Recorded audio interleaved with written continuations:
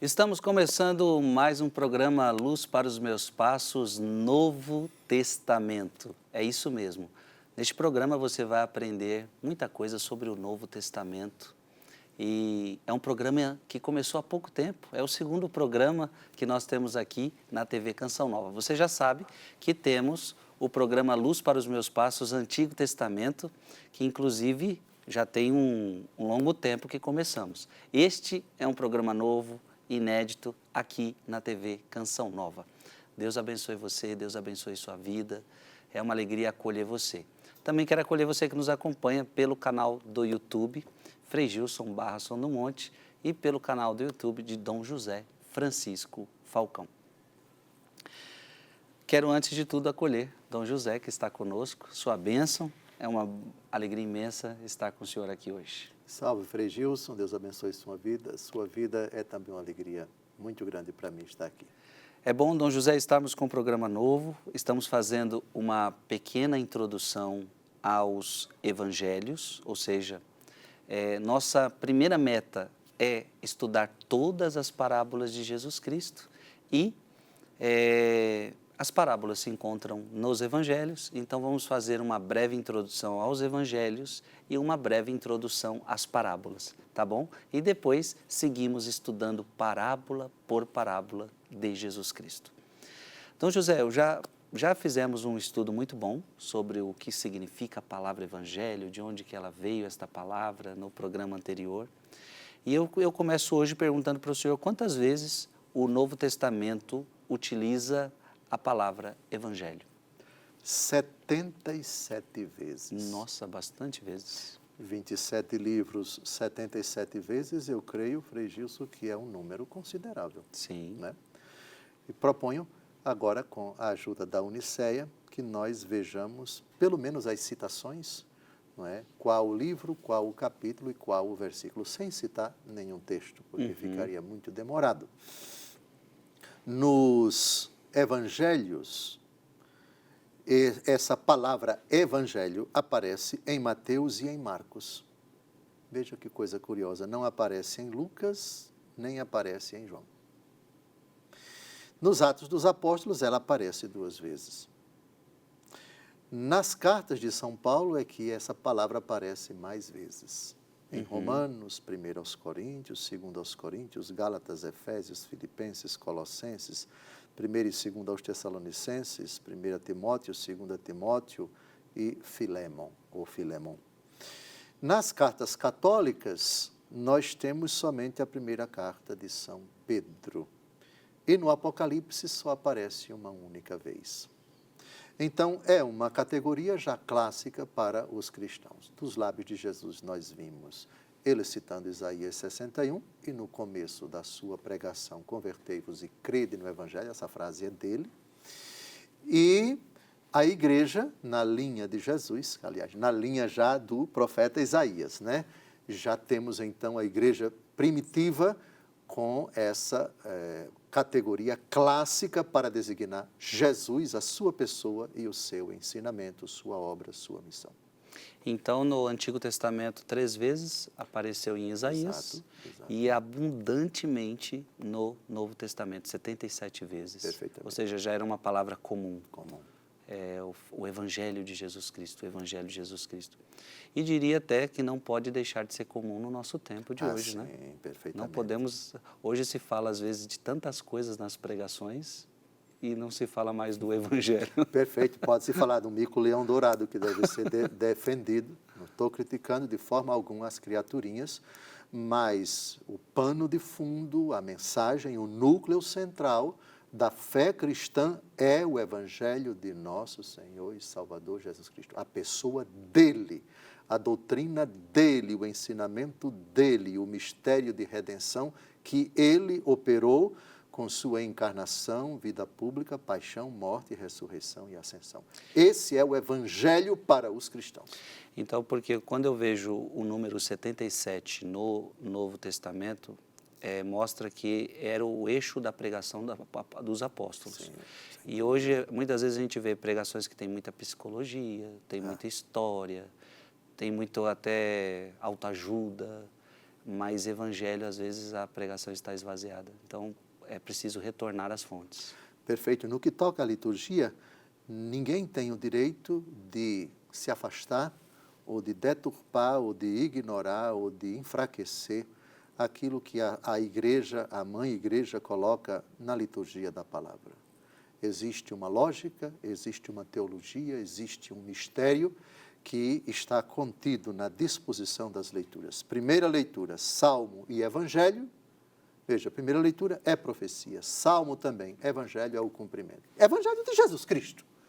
Portanto, ninguém tem o direito de se afastar, de ignorar aquilo que a palavra de Deus colocada pela igreja apresenta para os fiéis. O mistério da palavra que assume, que atinge a sua plenitude na pessoa de Jesus.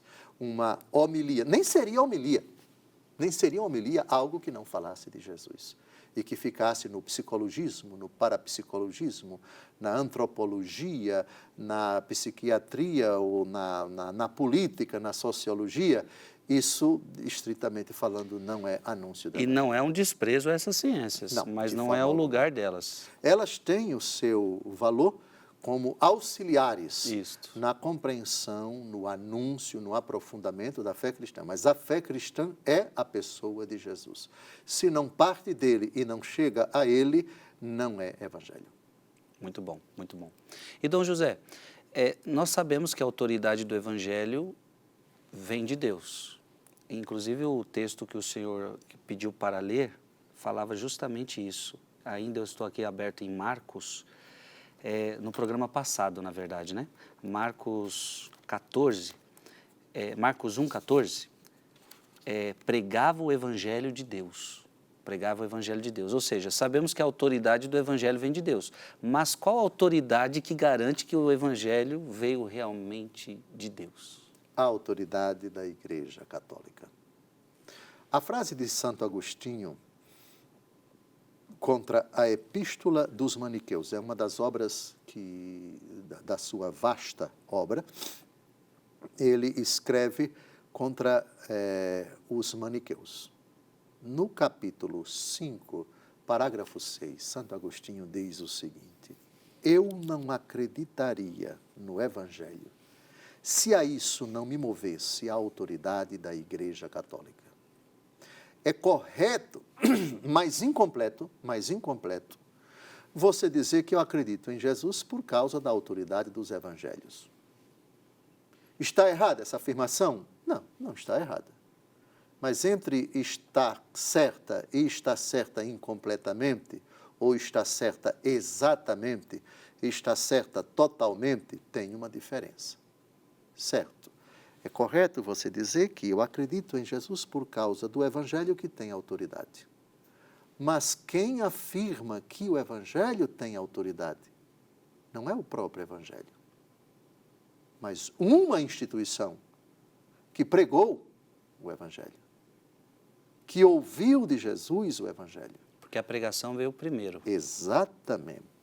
Então, na origem da missão da igreja, não temos nada escrito. Temos a igreja pregando. Não temos provas no Novo Testamento de que as primeiras atitudes, as primeiras ações da igreja foram de escrever alguma coisa, mas de pregar. Prova, Atos dos Apóstolos, capítulo 2. A igreja começou pregando. No dia de Pentecostes foi o apóstolo Pedro a pregar. Depois dele, ele de novo, depois os outros apóstolos, entra depois São Paulo com a sua conversão, e após a sua conversão, a pregação.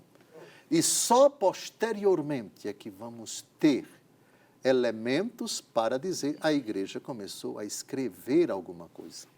E paulatinamente, posterior a esses anos somente de pregação, é que começam a surgir os primeiros livros que vão integrar o que hoje nós entendemos por Novo Testamento. Inclusive os evangelhos. Sim. Que só vão ser redigidos anos e anos depois de a igreja já estar pregando em Jerusalém, na Samaria, na Galiléia e até os confins da terra. Atos capítulo 1, versículo 8. Só posteriormente é que a palavra de Deus vai assumir a modalidade escrita no que toca ao Novo Testamento. Então, o que o senhor está dizendo é que não é incorreto dizer que o Evangelho por si só tem uma autoridade. Perfeito. Mas que a igreja começa primeiro com a pregação e são os apóstolos que vão também dizendo o que de escritos que começa a surgir é verdadeiro ou não. Perfeito. Inclusive tem isso em Gálatas, Paulo falando, né? Se alguém te trouxer um evangelho diferente... Daquele que eu anunciei, exatamente. Daquele que eu anunciei. Exato. Não é daquele que eu escrevi.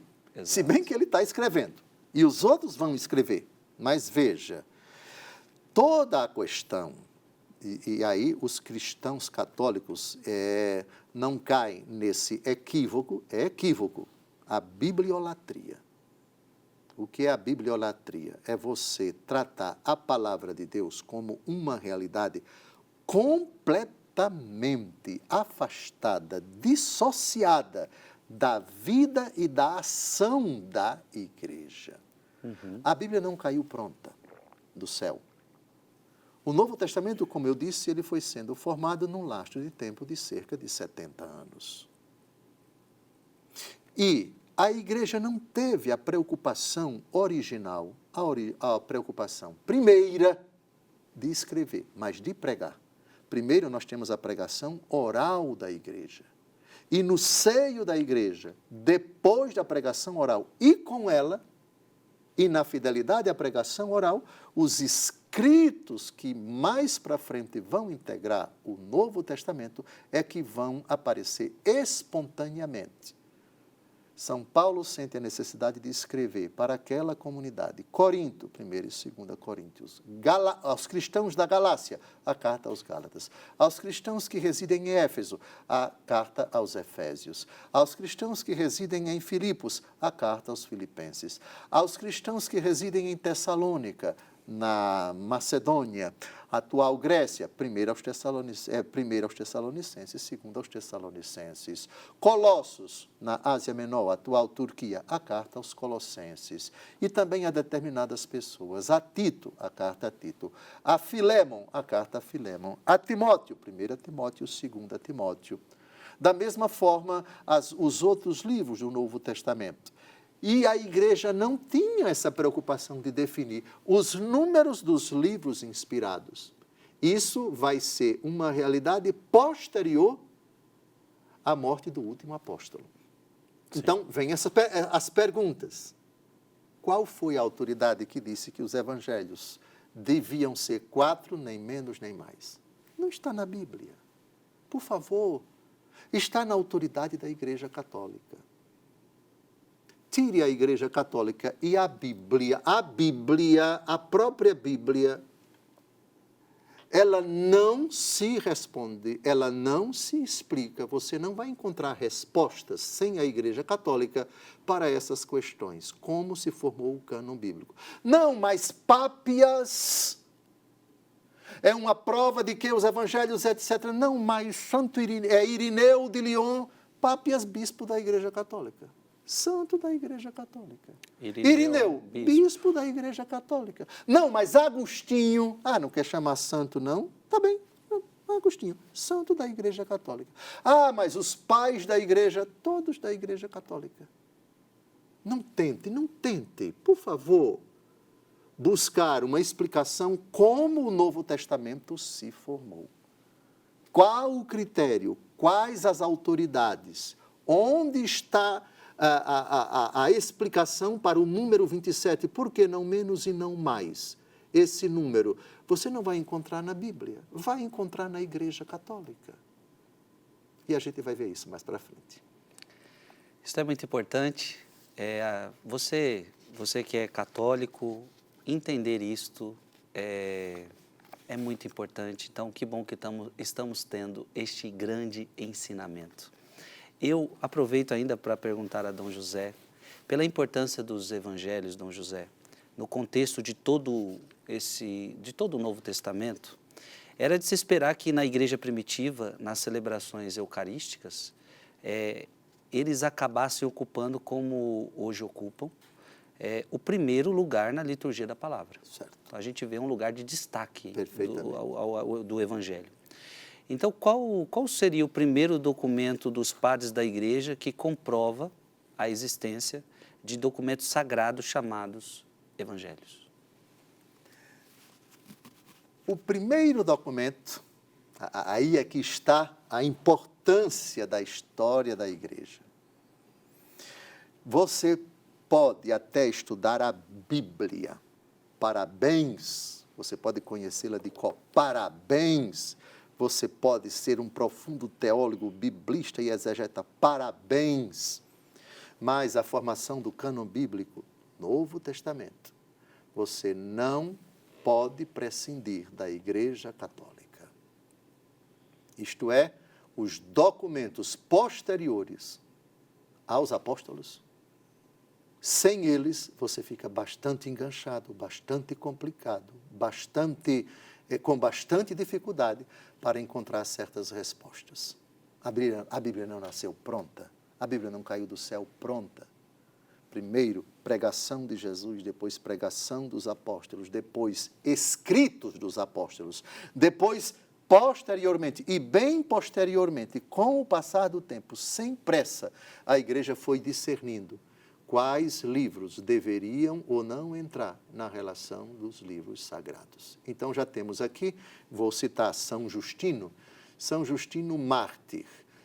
É quase certo que ele não era sacerdote, ele era um leigo, ele tinha uma escola de teologia na cidade de Roma e ele foi assassinado. Um dos apologistas, ele escreveu uma obra muito famosa, Apologia, para defender a fé cristã atacada pelos pagãos, atacada pelos judeus, etc. Nessa obra, São Justino, no livro 1, capítulo 66, parágrafos de 1 a 3, ele diz uma coisa muito importante.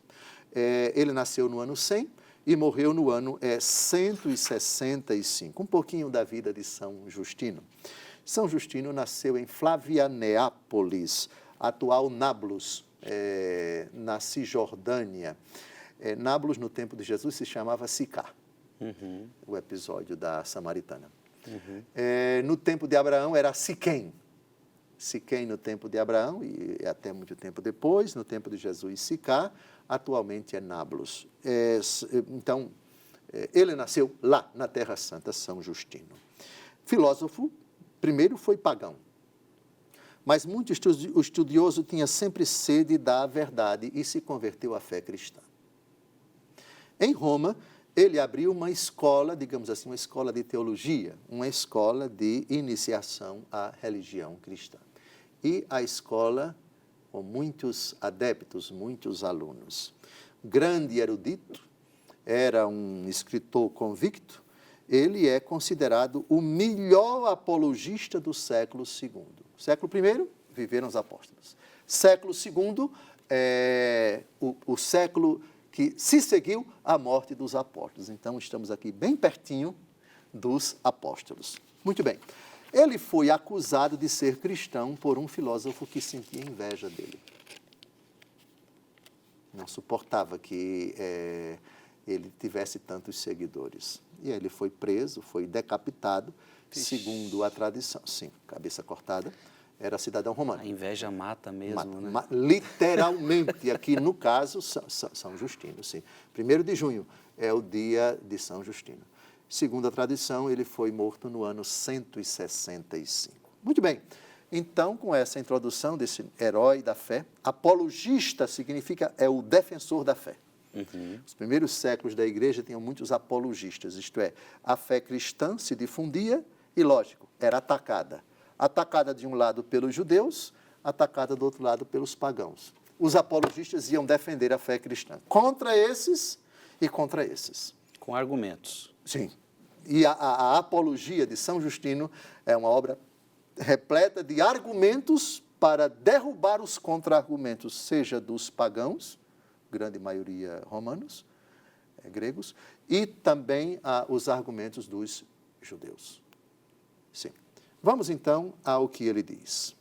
Este alimento se chama entre nós Eucaristia. É uma parte da catequese dele sobre o sacramento da Eucaristia, da qual ninguém pode participar, a não ser que creia serem verdadeiros nossos ensinamentos e se lavou no banho que traz a remissão dos pecados e a regeneração e vive conforme o que Cristo nos ensinou. De fato, não tomamos essas coisas como pão comum ou bebida ordinária, mas da maneira como Jesus Cristo, nosso Salvador, feito carne por força do Verbo de Deus, teve carne e sangue por nossa salvação.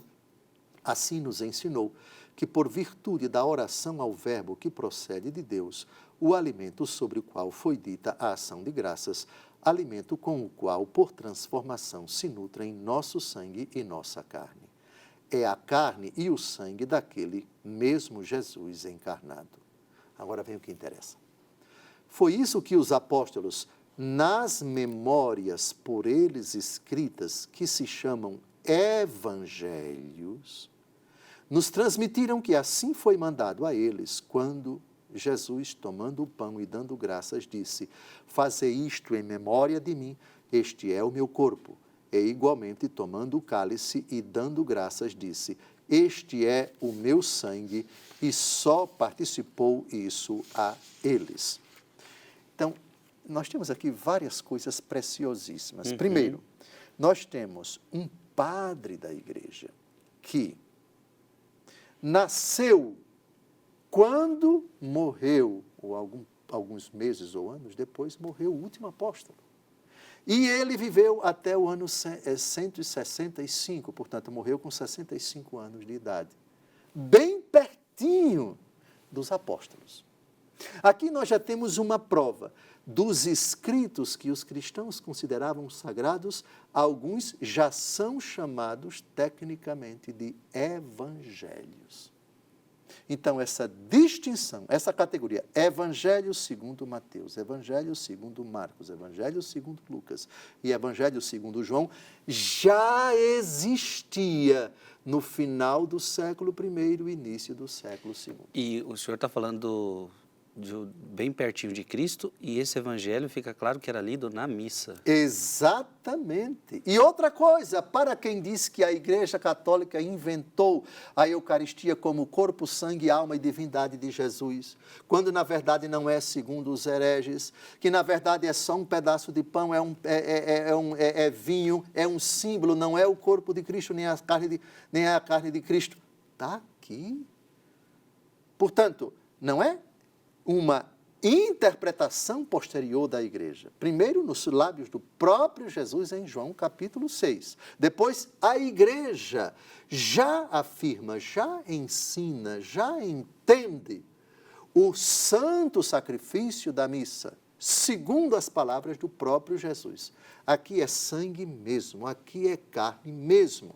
E aqui está um testemunho preciosíssimo da verdade da Igreja Católica sobre o santo sacrifício da missa. Corpo, sangue, alma e divindade. Muito rico o texto. O que me chamou a atenção no texto também foi de que ninguém pode participar a não ser que se creia serem verdadeiros nossos ensinamentos. Perfeito. O protestante não pode comungar. Seria uma contradição. Sim, pagão não pode comungar do corpo de Cristo quem não acredita que ele é corpo de Cristo. Não é somente quem não está em comunhão com a igreja. O delito de comunicatio in sacris, de comunhão nas coisas sagradas.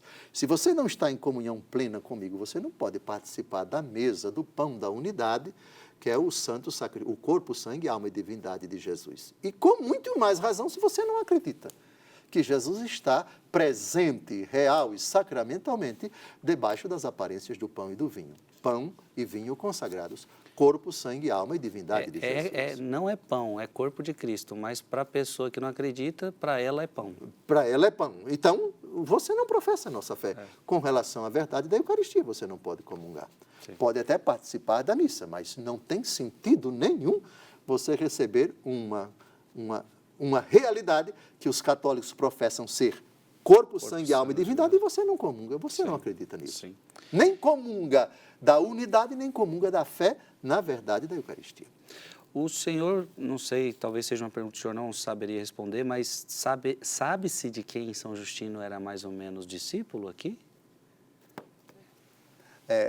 Me pegou desprevenido.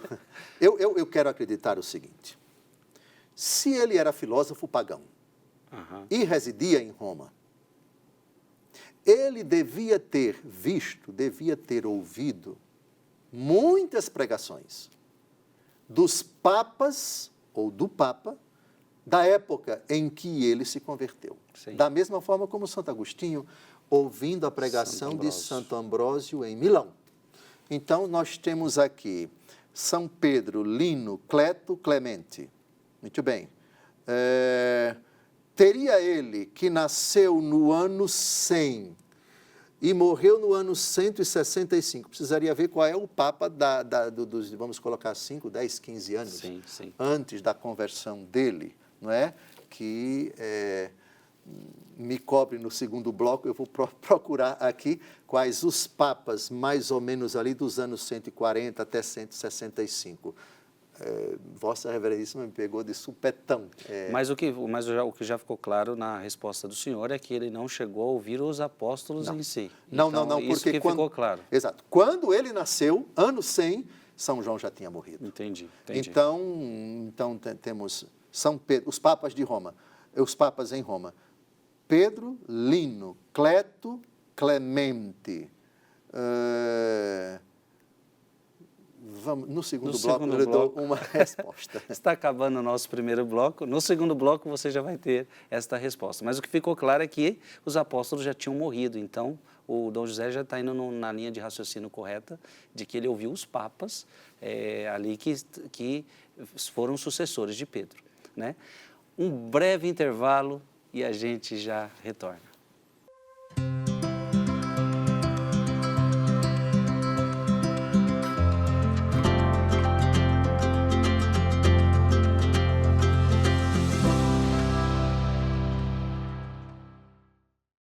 Estamos de volta ao programa Luz para os Meus Passos, Novo Testamento. Terminamos o último bloco falando sobre São Justino, um texto muito bonito, onde prova várias realidades. A missa já no período logo após os apóstolos, ali a morte dos apóstolos, a Santa Missa, o que eles acreditavam que de fato era o corpo e o sangue de Cristo e que se dava um grande destaque ao Evangelho na Santa Missa. A gente acabou vendo isso. E eu fiz uma pergunta para Dom José, quem foi São Justino foi discípulo de quem? E Dom José falou, os discípulos já tinham morrido, né? Os apóstolos já tinham morrido. E, portanto, provavelmente ele ouviu a pregação dos papas da época e Dom José prometeu trazer quais seriam os papas que provavelmente São Justino ouviu e provavelmente também, né, Dom José, alguns padres apostólicos. Até perguntar para o senhor a diferença de padres apostólicos e varões apostólicos. Parece que tem essas duas nomenclaturas. Sim, existe, é uma distinção clássica na patrística, o estudo dos padres da igreja.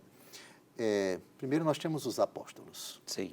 A morte do último apóstolo, com toda certeza, foi antes do final do século I e, muito provavelmente, tratou-se da pessoa de São João, que provavelmente era o mais novo, foi ele o último apóstolo de que se tem notícia a partir para a eternidade. Os apóstolos tiveram seus discípulos. Aqueles que conviveram diretamente com os apóstolos são classicamente chamados de padres apostólicos. Padres apostólicos. Padres apostólicos, aqueles que conviveram com os apóstolos ou foram instruídos pelos apóstolos ou pelos seus assessores imediatos, como, por exemplo, São Policarpo, bispo de Esmirna, uma das 7 igrejas do Apocalipse. Ele foi discípulo do apóstolo São João. Foi São João, bispo de Éfeso, que não é muito longe de Esmirna, quem colocou o seu discípulo, seu filho querido, lá na diocese de Esmirna, onde ele consumou sua fidelidade a Cristo com o seu sangue derramado. O martírio de São Policarpo numa arena. E quando ele foi morto, na hora, a arena ficou com um cheiro de incenso. uma prova indiscutível da sua santidade. Então, padres apostólicos, aqueles que conviveram com os apóstolos ou foram diretamente instruídos pelos apóstolos ou pelos seus assessores imediatos. Os varões apostólicos são os discípulos dos padres apostólicos. Então, é o discípulo de Policarpo. Sim. Santo Irineu, bispo de Lyon, por Papa Francisco, criado doutor da Igreja, em 2022, se não me engano, bispo de Lyon. Ele foi instruído por São Policarpo, que, por sua vez, foi instruído por São João. Certo. Então, um varão apostólico. Então, já digamos assim, a terceira geração. Primeira geração, os apóstolos. Segunda geração, os padres apostólicos. E terceira geração, os varões apostólicos. A pergunta de Vossa Reverendíssima com relação a São Justino São Justino ouviu a pregação de algum padre apostólico, de algum varão apostólico, ou, enfim. Bem, São Justino, não temos provas, não temos documentos para afirmar categoricamente, mas temos alguns indícios. São Justino viveu em Roma. Sim. E morreu em Roma. Portanto, o martírio dele foi em Roma.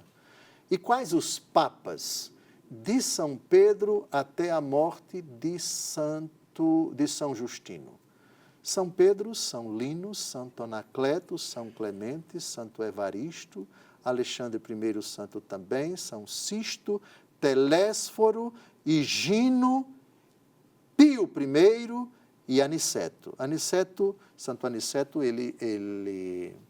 todos santos, né? Todos Nós estamos falando do ano 100 ao ano 165. Exato. Santo Aniceto morreu no ano 166, um ano depois de São Justino. Então, com toda certeza, São Justino ouviu, ele era pagão e se converteu. Quanto tempo ele se converteu antes de morrer? Nós não sabemos. Então, temos aqui esses papas, de trás para frente. Aniceto, Santo Aniceto, São Pio I, Santo Higino, São Telésforo, os papas. Ele ouviu também outras pregações em Roma? Nós não sabemos. Então, só podemos dar a resposta dessa forma. Mas é bonito, minha gente, vocês estarem vendo isso, porque quando o Dom José falou de Evaristo, ele é o quarto papa depois de São Pedro. Então, a Igreja Católica guardou a sucessão, né? Então, um papa é sucessor de Pedro. Então, hoje o nosso Papa Leão, ele é sucessor de Pedro. Que dá ao total quantos papas hoje, Dom José Falcão? 267 papas? Até Sua Santidade o Papa Leão XIV, ele é o 267º Papa. Olha isso aí. 267 papas, portanto, 266 sucessores de São Pedro. Que bonito, que bonito. Sim. Mas vamos continuar o nosso estudo sobre os evangelhos, porque está bom demais. Esse texto de São Justino foi muito pertinente. E, Dom José, citando Santo Agostinho, o senhor nos mostrou a importância da autoridade da Igreja Católica no bloco anterior, para afirmarmos com segurança que a autoridade dos evangelhos vem do próprio Deus, né? Existem provas nos próprios evangelhos ou em outros livros do Novo Testamento de que os evangelhos são apenas 4, não menos nem mais. Então, por que 4? Quem garante que só são 4? Por que 4? Quem disse que é 4? Não menos nem mais. O interessante desse programa é que ele faz umas 15, 20 perguntas de uma vez, né? Respondê-las é um pouco difícil. Vamos com calma. Quem disse que são 4? A autoridade da Igreja Católica, não tem outra. Sim. Por que 4? Vamos ver mais para frente, porque vamos precisar investigar um profeta, o profeta Ezequiel, vamos precisar investigar também o Apocalipse de São João, que vai citar essa profecia dos 4 animais, e precisamos ver os padres da Igreja, que vão pegar essas duas afirmações, essas duas profecias, uma do Antigo, outra do Novo Testamento, e vão aplicar aos 4 evangelhos. E o discernimento paulatino da Igreja. Mas nos evangelhos, na Bíblia, não temos nenhuma afirmação. Temos indícios remotos, e eu citaria esses dois principais, Ezequiel e Apocalipse. Mas nas Escrituras não temos esse número 4, a não ser que você faça uma alegoria, uma leitura alegórica de certas passagens do Antigo Testamento e do Novo, os 4 rios do paraíso, etc. Os padres da igreja fazem uma leitura alegórica e também as 4 regiões do mundo, norte, sul, leste e oeste, mas textos que mostram que o número dos evangelhos é 4, não temos no Antigo Testamento. Temos que recorrer à igreja. Mas temos uma profecia da segunda carta de São Pedro, capítulo 3, de 15 a 16, onde nós temos uma informação muito interessante, muito importante. São Pedro aqui parece incluir escritos do Novo Testamento no mesmo nível de paridade das Escrituras do Antigo Testamento. Esse texto é uma informação preciosa. Ele fala das cartas de São Paulo, que alguns leem e deturpam, etc., como fazem com as demais Escrituras. Parece aqui que São Pedro quer nos dizer que, a segunda carta de São Pedro, que nós vamos ler agora, ela foi redigida, dizem os exegetas, os estudiosos da Bíblia, pouco tempo antes de ele ser morto. Então, nós temos no final da vida de São Pedro uma informação de que as cartas de São Paulo já eram consideradas escrituras como os livros do Antigo Testamento. Por favor, 2 Pedro 3, de 15 a 16. Reconhecei que a longa paciência de nosso Senhor vos é salutar, como também vosso caríssimo irmão Paulo vos escreveu segundo o dom de sabedoria que lhe foi dado. É o que ele faz em todas as suas cartas, nas quais fala nesses assuntos.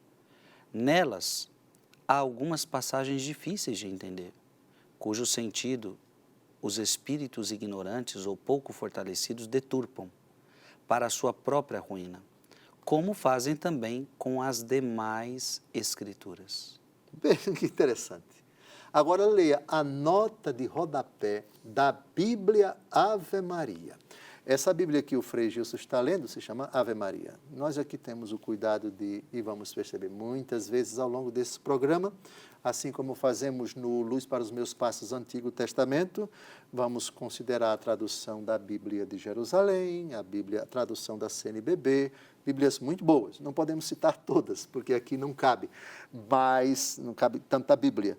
Mas a gente, é uma das traduções, essa, muito boa, com devido respeito às demais, mas a Bíblia Católica ajuda a gente também nas notas de rodapé. Leia, por favor, a primeira frase da nota de rodapé de 2 Pedro 3,16.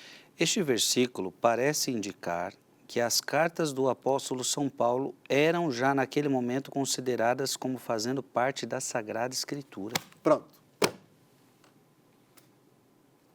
Vejam bem como a igreja vai discernindo sobre aquilo que é a Escritura. Escritura para os judeus, Antigo Testamento. Para nós, já no tempo de São Pedro, todo o Antigo Testamento e as cartas do apóstolo Paulo, que São Pedro aqui, com toda a humildade, diz que contém passagens difíceis. São Pedro só escreveu 2, São Paulo escreveu 12. Me alinhando com aqueles que não consideram a carta aos Hebreus como de autoria do apóstolo Paulo. Há quem pense, hoje são poucos os que pensam. Mas, cartas de São Paulo, já tidas pela igreja como integrantes da Escritura. E quais cartas? O Novo Testamento não diz. É preciso você ver o desdobramento, o discernimento, o amadurecimento da igreja após a morte dos apóstolos. Igreja Católica, entenda-se. E quem está falando é Pedro, o primeiro Papa da Igreja. Perfeito. Perfeitamente. Então tem um peso grande, né? O líder. Exatamente. Então, a resposta à pergunta do Frei Gilson foi difícil. Existem provas, nos primeiros séculos, de que a igreja reconheceu apenas 4, não menos nem mais, os livros que hoje chamamos de evangelhos. No primeiro século, não. Mas nos outros séculos, século II, século III, etc., as provas vão aparecendo. Entenda-se, na vida da Igreja Católica, no discernimento dos bispos da Igreja Católica. Sim, muito bom. Dom José, vou aprofundando. Existem provas nos primeiros séculos de que a igreja reconheceu apenas 4, não menos nem mais, os livros que hoje chamamos de evangelhos? Sim, existem provas, sim. E aqui é preciso que a gente tenha um pouco de paciência, porque as provas estão espalhadas nos diferentes séculos. Pápias, bispo da Igreja Católica Apostólica Romana, Tertuliano, depois Orígenes, depois São Cirilo de Jerusalém, depois Santo Irineu, depois São Jerônimo, depois Santo Agostinho, etc, etc, etc. Depois Santo Ambrósio, depois São João Crisóstomo, depois São Gregório Magno, e acho que é prova demais para a gente perceber que essa evolução da compreensão da igreja a respeito do número 4 não foi da noite para o dia. Ela não está na Bíblia. Para os bibliólatras, aí, atenção, por favor, só a Bíblia, só a Bíblia, só a Bíblia. Não, meu amigo, você não vai conseguir com a Bíblia provar porque os evangelhos só são 4, nem menos nem mais. Isso está na história da igreja, e entenda-se, história da Igreja Católica. Esses homens que nós vamos citar, os pais da igreja, ou os padres da igreja, sacerdotes ou bispos da Igreja Católica. E é importante essa pergunta porque existiam outros evangelhos que queriam... Muitos. Né? Evangelho Muitos. não sei de quem, evangelho não sei do quem, eu não saberia dizer quais, mas eram muitos, né? Perfeito. Então, por que escolher esses 4? Então, foi a igreja que teve que definir. Exatamente. E um processo lento, não da noite para o dia, ó, precisamos reunir aqui, agora vamos bater o martelo, não. Foram anos. E o que vale para os 4 evangelhos, vale também para os demais livros da Bíblia, inclusive do Novo Testamento. Tem livros do Novo Testamento que só foram considerados inspirados muitos séculos depois da morte dos apóstolos. Alguns foram objeto de hesitação, de discussão. Não, será que esse deve entrar? Não, não vamos. Naquela região do Império Romano, esses bispos consideravam, mas esses daqui não. Santo Agostinho não considerava tal livro, mas outro bispo considerava. E foi fruto de uma evolução. Com o passar do tempo, o consenso, não unânime, o consenso dos bispos espalhados em todo o orbe foi paulatinamente, digamos assim, batendo o martelo. As dúvidas foram sendo dissipadas, as hesitações foram sendo superadas. A gente vai ver mais para frente. Esse livro aqui demorou muito para ser considerado inspirado. Por causa de quê? Aí vão entrar as heresias, as interpretações que algumas pessoas davam de certas passagens desse livro, ou o tamanho do livro. Não, a terceira carta de João, um bilhetinho desse tamanho, não vamos considerá-lo, não. Não, mas tal diocese considera, aquelas outras consideram, e assim por diante. Mas que critérios foram sendo amadurecidos? Santo Agostinho, nesse sentido, vai ter um papel impressionante para dirimir dentre tudo que foi escrito no mundo cristão, desde a ressurreição de nosso Senhor Jesus Cristo até a morte do último apóstolo, o que entra e o que não entra. O que merece ser considerado... Ou seja, o senhor já está falando do ano 400 e pouco já. Sim, Santo Agostinho morreu no ano 430, sim. Então, ou seja, foi um tempo longo. Um tempo bastante considerável, sim. Muito bem, então vamos ao primeiro... Então vai vir agora uma chuva de padres da igreja. E bota a chuva nisso, uma tempestade, sim. Primeiro vamos a Pápias. Pápias. Bispo e santo da Igreja Católica. Pápias foi um escritor dos séculos I e II e um dos primeiros líderes da igreja cristã. Ele foi canonizado como santo. Atenção, atenção, para os estudiosos protestantes da Bíblia. Não, o Pápias é um testemunho importante. Certo, não quer chamar de santo, mas ele foi. Ele é santo. Dia 22 de fevereiro é o dia de São Pápias. Olha isso. Pegue aí a sua inteligência artificial e digite Pápias, santo da Igreja Católica. Ele é comemorado no dia 22 de fevereiro.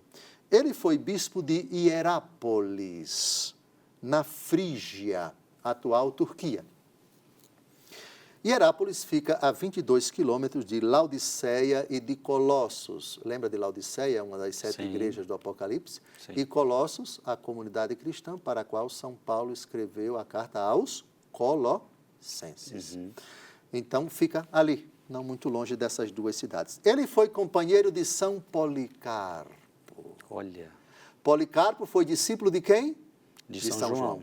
Portanto, estamos diante de um padre apostólico, porque foi discípulo de um apóstolo, como São Policarpo, bispo de Esmirna. Consequentemente, se ele foi companheiro de São Policarpo, ele foi discípulo de São João. Está claro? Portanto, nós temos aqui uma informação quente, mas quente no bom sentido, informação segura. São João ainda estava vivo quando ele escreveu isso. Exegese dos oráculos do Senhor, apo de Eusébio de Cesareia, na história eclesiástica. Vamos ver o que São Pápias, bispo e santo da Igreja Católica, diz a respeito dos evangelhos. Leia, por favor. O presbítero João dizia o seguinte, e ele ainda fala, né, o discípulo, ele fala do seu mestre, né? Sim. Dizia o seguinte, Marcos, intérprete de Pedro, escreveu cuidadosa, não porém ordenadamente, as recomendações das palavras ou ações do Senhor. Efetivamente, ele jamais ouvira ou seguira o Senhor. Mas, conforme disse, mais tarde ele conviveu com Pedro, que pregava segundo a necessidade dos ouvintes, mas não elaborou uma síntese das palavras do Senhor.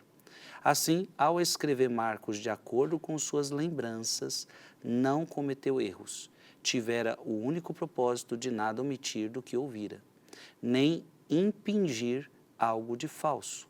Mateus escreveu com ordenamento no dialeto hebraico os discursos do Senhor e cada um procurava traduzi-los como podia. Veja, aqui primeiro vamos à informação do ano do nascimento de Pápias e da morte dele. Ele nasceu no ano 60. Ora, São João morreu perto do ano 100, correto? Sim. Então, se ele foi discípulo de São João, quando São João morreu, ele devia ter cerca de 40 anos, correto? Nasceu no ano 60, São João morreu no ano 100. Então, aos 40 anos de idade, ele bebia de quem? Ele bebia de São João. São João, bispo de Éfeso. Esmirna, de São Policarpo, companheiro dele, não muito longe dali. Então, o que nós temos aqui? Alguém que ouviu do próprio São João. Informação quentíssima, informação preciosíssima. Portanto, ele já diz de cadeira. Ele está aqui, discípulo de São João, como São Policarpo.